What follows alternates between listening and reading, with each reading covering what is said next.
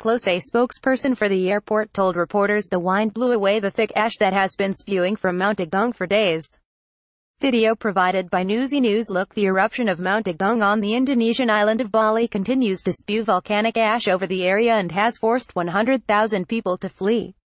The nation's disaster mitigation agency said Indonesia's alert status was raised to its highest level in anticipation of the possibility and imminent risk of disaster due to the ongoing eruption of Mount Agung.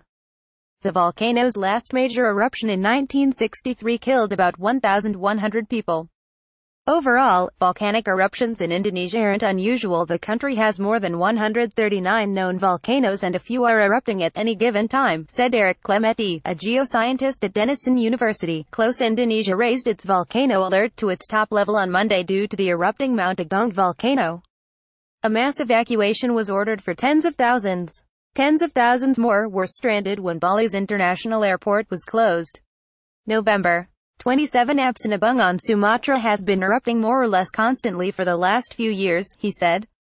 More Bali raises volcano alert, orders 100,000 to evacuate from Mount Agung, and although it's technically in the infamous ring of fire of volcanoes and seismic activity around the Pacific, Clementi said that doesn't really matter. There is no connection between the volcanoes along the ring other than they mostly lie around the edges of the Pacific Ocean, and Agung really doesn't even do that, as it between the Java Sea and Indian Ocean, he said.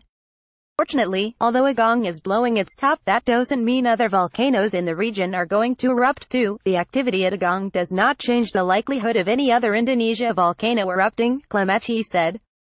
Volcanoes are not connected in that way, so one eruption doesn't trigger another at a separate volcano, he added.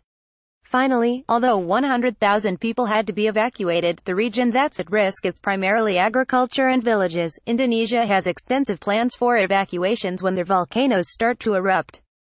So there is a structure in place to help deal with the exodus, Clementi said. While the area is about the same as New York City, it's nothing like trying to evacuate that massive city, which is home to some 8 million people. Contributing Deutsche Welle. Read or share this story. http://sussit.ly2jo66